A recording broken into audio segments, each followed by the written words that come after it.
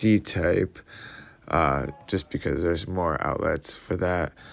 So that way I keep my C-type one open.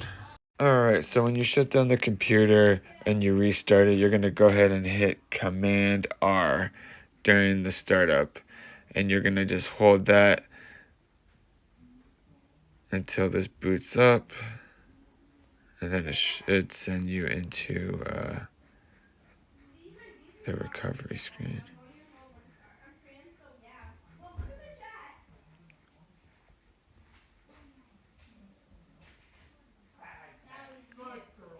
See?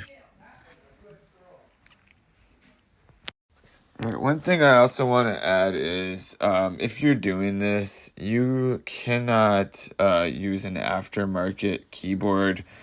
It must be the Magic keyboard. What happens is like the keys are special for Macs, and it doesn't register properly when you have an aftermarket keyboard. So you got to make sure if you're doing this, you got the Magic keyboard. All right, so this is what the recovery screen looks like. All right, and what you're going to do is click on Disk Utility. Alright, so once you're in Disk Utility, you're going to click on View, Show All Devices. You're going to find your hard drive, and you're going to choose the top one, okay?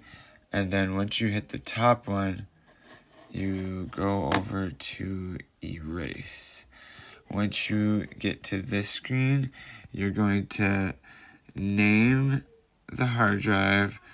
This could be whatever you want. I'm going to type in Macintosh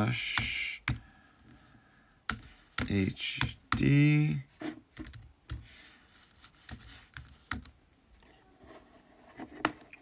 And then you're going to click the format.